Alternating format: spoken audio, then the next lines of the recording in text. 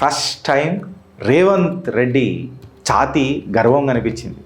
రేవంత్ అన్న చాలా ట్రై చేస్తున్నాడు రేవంత్ ఉద్దు నుంచి మళ్ళీ రేవంత్ రెడ్డి కానీకే. ఇల్లీగల్ స్ట్రక్చర్లు ఏవైతున్నా, కబ్జాలు ఏవైతున్నాయా, బుల్డోజర్ న్యాయం చేస్తుందా? బోర్డర్పై రేవంత్ రెడ్డి అని చెప్పి చెప్తున్నాయి. Emotion, mobilisation, polarisation, vote consolidation.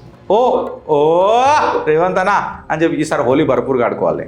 నేను రేవంత్ రెడ్డి తరఫున మాట్లాడుతున్నా, రేవంత్ రెడ్డి అధికార ప్రతినిధినై మాట్లాడుతున్నాను. లా ఇంప్లిమెంట్ చేస్తే అది మతతత్వం అవుతుందా? మా అన్న తెలంగాణ 2వ ముఖ్యమంత్రి అనుముల రేవంత్ రెడ్డి ఇవాళ డంకెపే చోట్ ఒక పని చేసి పెట్టాడు. Bulldozer Raj is administrative reform అని. Gautam Model School, Sun City branch, admissions are open for 2026. No admission fee, free school uniform and also bus transportation available for nursery to 10th class. Hurry up. Address, Sun City branch opposite Kasturba Trust. Limited seats. Contact us now 8121573123 and 8977113123. తెలంగాణలో miracle జరుగుతున్నాయి. తెలంగాణలో miracle అంటే అసలు ఊహించలేకపోతున్నాం. First time Revanth Reddy ఒక పని చేసిండబ్బా, ఛాతీ గర్వంగా అనిపించింది. నేనలే మళ్ళీ ఆ మాట ఏదైనా ఆధారాలతోనే రేవంత్ రెడ్డిని అసదుద్దీన్ ఓవైసీ, అక్బరుద్దీన్ ఓవైసీ ఏం చూడు కదా 27 ఫిబ్రవరి రోజు 28 ఫిబ్రవరి రోజు ఆయన ఏమని కంపేర్ చేసిండు? అక్బరుద్దీన్ ఓవైసీ అయితే అక్బరుద్దీన్ ఓవైసీ రేవంత్ రెడ్డిని ఎవరితో కంపేర్ చేసిండంటే దేశ్ కా ఉపయోగి యోగి ఆదిత్యనాథ్తో చేసిండు. అక్బరుద్దీన్ ఓవైసీ ఎవరో ఎల్లయ్యమలయ్య వేస్తుంటే నేను ఫీల్ కాకపోతుండే. ఆ యోగి ఆదిత్యనాథ్కే చేసా బర్తావ్ కర్రేవో అది అని చెప్పి ఆయన పెద్ద భాషను ఇచ్చిండు. ఎవరు? అక్బరుద్దీన్ ఓవైసీ. ఇప్పుడు ఒకటి ఏమొచ్చిందని అంటే మనసులకు బుల్డోజర్ భాయ్ మన దేశ్ కా ఉపయోగి, బుల్డోజర్ భాయ్ వర్సెస్ బుల్డోజర్ భావన తెలంగాణలో కనిపించినప్పుడు ఏదైతే ఏంది భయ్ బుల్డోజ్ అయినప్పుడు మనకు నోట్లో మోజు పెట్టినట్టు అవుతుందా కాదా? సో ఇలా ఇదే బుల్డోజర్ భాయ్ వర్సెస్ బుల్డోజర్ భావన. ఏది మా రేవంత్ అన్న? అగో మా అన్న. అందుకే ఇద్దరిని పెట్టిన, బుల్డోజర్ భాయ్ వర్సెస్ బుల్డోజర్ భావన. బట్ ఆ భావనల భావం ఉన్నది. నేను అందుకే ఇవాళ రేవంత్ అన్నను పొగుడుతున్నాను. రేవంత్ అన్న చాలా ట్రై చేస్తున్నాడు రేవంత్ ఉద్దు నుంచి మళ్ళీ రేవంత్ రెడ్డి కానీకే. తెలంగాణలో ఎస్పెషల్లీ హైదరాబాద్లో ఒక కొత్త డైలాగ్ స్టార్ట్ అయింది. ఆ డైలాగ్ ఏంది తెలుసా? యోగి కా బుల్డోజర్ ఈ ఉత్తరప్రదేశ్లో, రేవంత్ అన్న బుల్డోజర్ హైదరాబాద్లో. కంపారిజన్ చేస్తున్నారు ఎవరు? అసదుద్దీన్ ఓవైసీ. క్వశ్చన్ ఏంద్రా అయ్యా అని చెప్పి మనం మాట్లాడితే బుల్డోజర్ అంటే మళ్ళీ కమ్యూనలా? ఇవాళ నేను అడుగుతున్నా మళ్ళీ కాంగ్రెస్ వాళ్ళని యావత్ దేశంలో బుల్డోజర్ అంటే ఇవాళ కమ్యూనలా? మతతత్వ విద్వేషం లేబడుతుందా? లేకపోతే ఇల్లీగల్ చొరబాటుదారులు ఎవరెవరైతున్నా, ఇల్లీగల్ స్ట్రక్చర్లు ఏవైతున్నా, కబ్జాలు ఏవైతున్నాయా, బుల్డోజర్ న్యాయం చేస్తుందా అన్నది ఎలా ప్రశ్న. కరెక్టా రాంగా? ఇది నేను అనలే. మళ్ళా ఓఎస్సీ అన్నదమ్ముల పొలిటికల్ ఫార్ములా. ఓఎస్సీ అన్నదమ్ములే. ఇప్పుడు నేను మాట్లాడుతానేమో పంచాయతీ ఒరే గిరీష్గా అని చెప్తారు నన్ను. మళ్ళీ ఓఎస్సీ బ్రదర్లు మాట్లాడినప్పుడు వాళ్ళని పొగడాలన్నా వద్దా? మళ్ళీ రేవంత్ అన్న ఇది చేసినప్పుడు మళ్ళీ రేవంత్ రెడ్డి నుంచి రేవంత్ అన్న అని చెప్పి నేను మంచి చేస్తే మంచి చెయ్యాలా? మొగోడ్రా రేవంత్ రెడ్డి అంటున్నా. ఇవాళ మొగోడ్రపై రేవంత్ రెడ్డి అని చెప్పి చెప్తున్నా. ఎందుకు అనంటే emotion, mobilisation, polarisation, vote consolidation. మంచిగా ఉంది కదా రైమింగ్? ఓఎస్సీ బ్రదర్లకు ఎవరికి వర్తిస్తుందో వాళ్ళకు ఏమైంది మళ్ళొకసారి చెప్తా. Emotion, mobilisation, polarisation, vote consolidation. రాసుకోరా, అప్పుడప్పుడు మంచిగా వస్తాయి అనమాట. మనకు కూడా ఇట్లా రాసుకోవచ్చు. ఏమైంది గిరీష్ అని అంటే వేములవాడ, సిరిసిల్ల, రాజన్న సిరిసిల్ల డిస్టిక్లో అక్కడ ఒక వేములవాడ దగ్గర ఒక దర్గా ఉండే. 800 సంవత్సరాల దర్గా పైసా కైసా. ఎవరు మాట్లాడతారు ఇట్లా? ఓఎస్సీ బ్రదర్స్ మాట్లాడతారు. ఐసా కైసా అని అన్నాడు. మన రేవంత్ అన్న బుల్డోజర్ పెట్టేసిండు, ఇల్లీగల్ స్ట్రక్చర్ అని చెప్పి తీసేసిండు. అయితే ఎవ్రీ డెమాలిషన్ మళ్ళీ ఇవాళ రేవంత్ రెడ్డి గారికి నేను ఇవాళ మనం సపోర్ట్లు కొట్టాలన్నా వద్దా? చిట్కెలు కొట్టదు, సపోర్ట్లు కొట్టాలి. ఎందుకంటే ఇవాళ బుల్డోజర్ వాడింది దేనికి వాడిండు? ఏదో ఇల్లీగల్ స్ట్రక్చర్ జరపనీకే వాడిండు, ఎవరిని అవమానించడానికే వాడలే రేవంత్ అన్న. సో ఐడియాలజీ డిఫరెన్స్ ఉన్నా ఎప్పుడైతే నా ఐడియాలజీకి మా రేవంత్ రెడ్డి గారు వత్తాసు వలికిండ్రో అబ్సల్యూట్గా రేవంత్ అన్నకు ఒక ఓ వేసుకోవాలన్నా వద్దా? ఓ రేవంత్ అన్న అని చెప్పి ఈసారి హోలీ భర్పూర్గా ఆడుకోవాలి. ఏమైంది అని అంటే ఇల్లీగల్ కన్స్ట్రక్షన్ని తీసేస్తే అది కమ్యూనల్ యాంగిల్ అవుతుందా, పొలిటికల్ యాంగిల్ అవుతుందా, లీగల్ యాంగిల్ అవుతుంది. ఇప్పుడు లీగల్ యాంగిల్కి వస్తాం. అసదుద్దీన్ ఓవైసీ తెలుసు కదా, ఐసా కైసా అని చెప్పి అంటాడు కదా అక్బరుద్దీన్ అసదుద్దీన్ ఓవైసీ. మళ్ళీ ఓవైసీ అన్నదమ్ములు మాట్లాడిన మాటకు వక్ఫ్ వీళ్ళు ఏమంటారంటే 800 साल पुराना दरगाह था, वक्फ के गैजेट में नोटिफाइड था, आप ऐसा कैसा उसको हटा दिए भाई, आप యోగి ఆదిత్యనాథ్ చెప్పి పడగాయి అని చెప్పి వీళ్ళు మాట్లాడతారు. అయితే ఇప్పుడు నేనేం అడుగుతున్నా, వక్ఫ్ యాక్ట్ రియాలిటీ చెక్ ఒకసారి చేద్దాం. వక్ఫ్ రిజిస్ట్రేషన్ అయిందనుకో, అబ్సల్యూట్గా అది ఇమ్యూనిటీ దొరికిపోయిందా మీకు? అంటే అది లీగలా ఖచ్చితంగా? మళ్ళీ సెక్షన్ 51 ఏం చెప్తున్నది? నో ఆథరైజ్డ్ ఆల్టరేషన్ అని చెప్పి చెప్తున్నది కదా. అంటే నువ్వు కబ్జా చేసిన దాన్ని నువ్వు మాట్లాడుతుంది అంటే గజెట్ ఎంట్రీ టైటిల్ పర్ఫెక్షన్ అవుతుందా? If there is a title perfection you should have shown the solid proofs of evidence. आप बताना चाहिए था ये कागज है. इसका मतलब ये नहीं है कि वक्फ का गजट नोटिफिकेशन में ये है तो इसका मतलब ये नहीं कि ये लीगल है. టైటిల్ పర్ఫెక్షన్, టైటిల్ పర్ఫెక్ట్ ఎట్లయితుంది ఫ్రెండ్స్? అదే కదా పంచాయతీ అలా వక్ఫ్తో మనకు. రేవంత్ రెడ్డి గారు మళ్ళా ఏం చేసిండు అని అనేది ఎవరు చేయలే, మళ్ళా ఏ పెద్ద హిందూ నాయకుడు చేయలే, ఆఖరికి మోదీ సార్ కూడా చేయలే. మోదీ సార్ కూడా ఇట్లా చేస్తాడని చెప్పి నేను అనుకోను. ఆయనకంతా డైరెక్ట్ యాక్షన్ తీసుకునేంత కూడా చేస్తాడో లేదో నాకు తెలియదు. మళ్ళీ ఇది చేస్తారు ఎవరు అని అంటే దేశ్ కా ఉపయోగి యోగి ఆదిత్యనాథ్.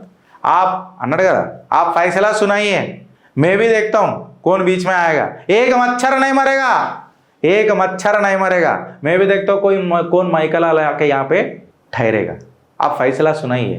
రఘునందన రఘునందన రఘుకుల ప్రాణప్రతిష్ఠ చేసుకోలే ఆ రఘువంశకుడికి. యోగి ఆదిత్యనాథ్ లేకపోతే నడుస్తున్నాను. ఇలా యోగి ఆదిత్యనాథ్ నుంచి రేవంత్ రెడ్డిని కంపారిజన్ చేస్తున్నారు అని అంటే నాకు ఎంత ఆనందంగా ఉంటుంది. అది ఆబ్వియస్గా ఆనందంగా ఉంటుంది. మంచి చేస్తే నేను మంచి అంట.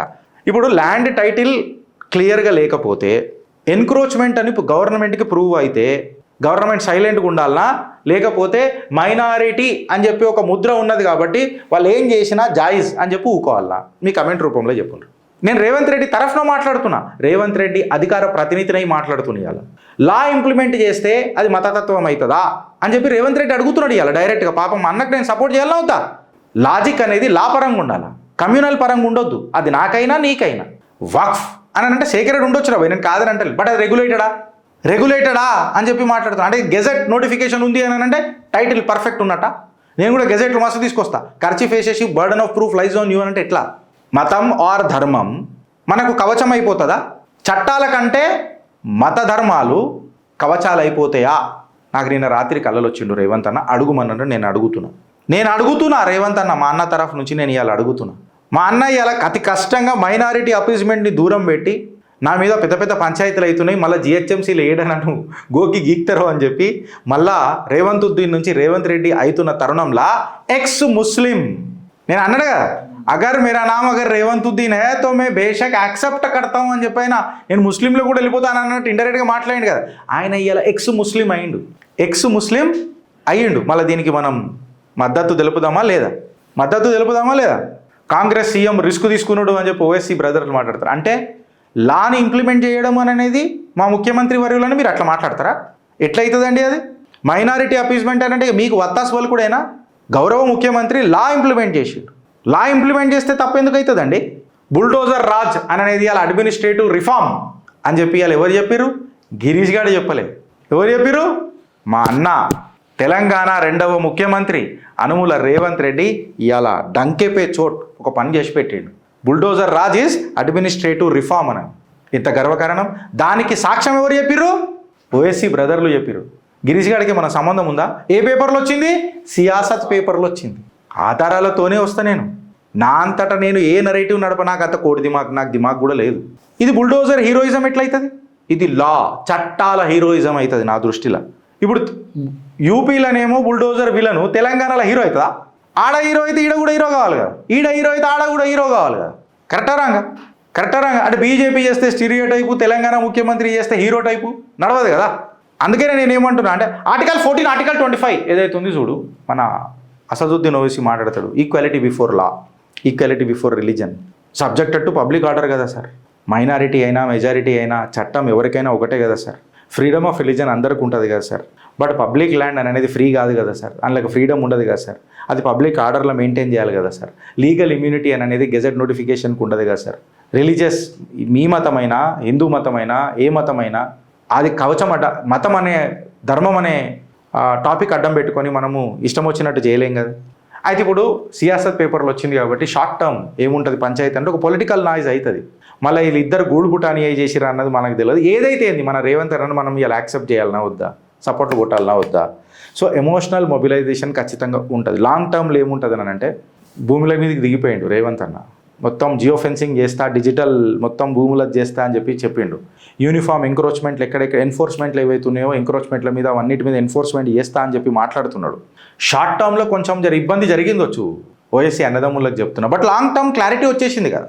లాంగ్ టర్మ్ క్లారిటీ కూడా వచ్చేసింది కదా. రేవంత్ రెడ్డి తన ముఖ్యమంత్రి పదవికి న్యాయం చేయాలనుకుంటున్నాడు అని చెప్పి ఒక ఆలోచన అయితే వచ్చేసింది కదా. అది 800 సంవత్సరాల పాతదుండని, లేకపోతే గెజెట్ నోటిఫికేషన్ ఉండని. ఇలా గౌరవ ముఖ్యమంత్రి వర్యులు ఏమని మాట్లాడిరాబా, అది లీగలా కాదా, లీగల్ కాకపోతే దాన్ని తీసేయాలి అని చట్టాన్ని రెస్పెక్ట్ చేసిండా లేదా ఇలా ముఖ్యమంత్రి, ప్రాసెస్ని ఫాలో అయిందా లేదా ముఖ్యమంత్రి, కరెక్టా రాంగా. ఎంక్రోచ్మెంట్ ఉంటే ఎవిక్షన్ చేయాలా అని చెప్పి మాట్లాడిండా లేదా. పాపం ఆయనకు మీరు స్ట్రెస్ ఇస్తే ఎట్లా, నేను ఇవాళ అడుగుతున్నా. గెజెట్ అనేది మ్యాజిక్ కవచం కాదు ఫ్రెండ్స్.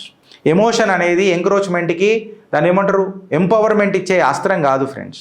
ఏదైతే నువ్వు సెలెక్టివ్ అవుట్రోచ్ చేస్తావు చూడు డెమాలిషన్ జరిగినప్పుడు, అది రీల్ అని అంటారు. అది రియల్ కాదు. అది రూల్ ఆఫ్ ది లాకి ఏదైనా మతానికి ఆర్ ధర్మానికి సంబంధం ఉండదు.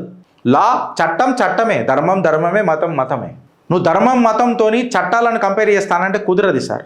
ఓటు బ్యాంక్ పాలిటిక్స్ కోసము విక్టిమ్ నరేటివ్లు చేస్తానంటే, సానుభూతి నరేటివ్లు చేస్తానంటే, సింబాలిజం చేస్తానంటే సబ్స్టెన్స్ లేకపోతే నడవదు సార్.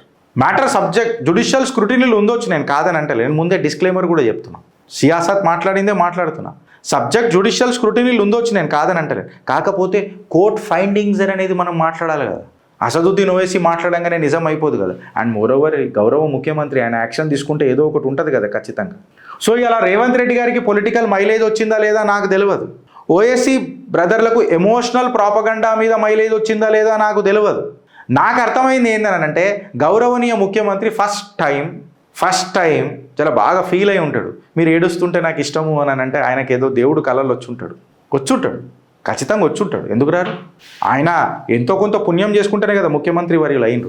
సో ఖచ్చితంగా ఎన్ఫోర్స్మెంట్ చేసిండు, సెంటిమెంట్ పాలిటిక్స్ దూరం పెట్టిండు. దేవుడు మాన్యాలకు డిజిటల్ కంచె, భూములు జియో ట్యాగింగ్ చేసే హద్దుల నిర్ణయం, దేవాదాయ భూముల్లో సమగ్ర సర్వేకు ప్రభుత్వం శ్రీకారం, అనంత టెక్నాలజీస్ ఒప్పందం, తొలి విడత 40,000 ఎకరాల్లో సర్వే, దేవాదాయ శాఖకు 80,000 ఎకరాలు, 87,000 ఎకరాలు, ఇతర రాష్ట్రాల్లో 6,000 ఎకరాలు, ఇందులో 20,124 ఎకరాలు కబ్జా, సర్వేతో అక్రమాలకు చెక్ పడే ఛాన్స్. అన్న నంబర్ తప్పు రాసిరు, 20,000 తక్కువ కనిపిస్తుంది నాకు. నేను ఎంక్వైరీ చేసి చెప్తా, నా దగ్గర కొంచెం డేటా ఉన్నది. బట్ ఎట్టకేలకు నాకు ఒకటి అర్థమైంది ఏంటంటే, మా అన్న నా షో చూస్తాడు, రాష్ట్రీయ వానర సేనను కూడా ఫాలో అవుతాడు. ఎవరు? రేవంత్ అన్న ఫాలో అవుతాడు. దీనికంటే ఎక్కువ ఏం కావాలి? నువ్వు మా దేవాలయాలను కాపాడుతానంటే నువ్వు మాకు దేవుడివే. నువ్వు మా హిందుత్వానికి సపోర్ట్ చేస్తానంటే నువ్వు మాకు హీరోవే. కరెక్టా రంగా? నువ్వు సనాతన బిందువులో ఒక బిందువు అవుతానంటే నువ్వు మాకు పెద్ద హిందువువే. కరెక్టా రంగా? కరెక్టా? నువ్వు ఓఎస్సీని వ్యతిరేకించమని మేము ఎప్పుడు అనలేదు సార్. నువ్వు ముస్లింలకు అపీజ్మెంట్ చేయకు అని మేము ఎప్పుడు అనలేదు సార్. మీ చిన్న గుండెలా పోనీ మీ పెద్ద గుండెలా ఓ చిన్న పాత్ర హిందువులకు సార్ ఇచ్చేసినావు. శారదా పీఠం దగ్గర మాకు మద్దతు తెలిపినావు. ఇంకోటి ఏమో చేసినావు, వేములవాడ రాజరాజేశ్వరుడి గుడి దగ్గర కూడా నువ్వు చెప్పి మాకు జర చిన్న హెల్ప్ చేసినావు. హెల్ప్ అని అంటలేను, నేను న్యాయం చేసినావు. బీజేపీ అర్థమవుతున్నా రైట్? ఇది ఎంత పెద్దది తెలుసా? ఇప్పుడు ఎంత పెద్దది తెలుసా ఇది మనకు? మీకు అర్థమవుతుందా అని అంటున్నా నేను. ఇలా బీజేపీని స్పెసిఫికల్గా స్లైడ్ పెట్టి ఎందుకు మాట్లాడినా తెలుసా? దేవాదాయ శాఖ భూములకు కూడా ఇప్పుడు చేస్తున్నాడు అని అంటే బీజేపీకి నరేటివ్ లేదు కదా పోరాడేది. ఎందుకు అని అంటే ఫిలిం నగర్లా మీ వాళ్ళే ఉన్నారు కదా అని చెప్పి శివస్వామి చెప్పిండు. మళ్ళీ నేను శివస్వామిని కూడా అడుగుతున్నా, ఆడని గుడి కట్టిర్రా స్వామి గారు? ఆడని కట్టిపిస్తాను, కట్టిర్రా? 2,000 గజాలు ఇప్పిస్తాను. మరి ఏమంతా నాకు చెప్తా, డిజిటల్ ఫెన్సింగ్ చేసి అప్పుడు మాడతాడు మీతో. కట్టారా శివస్వామి గారితో మాడతా? హనుమంతుడికి న్యాయం కాదు. హైదరాబాద్ నడిబొట్టు మీద హిందువుల భాగ్యరేఖలు మారతాయి భాగ్యనగరం. అట్లా. భారత్ మాతాకి జై.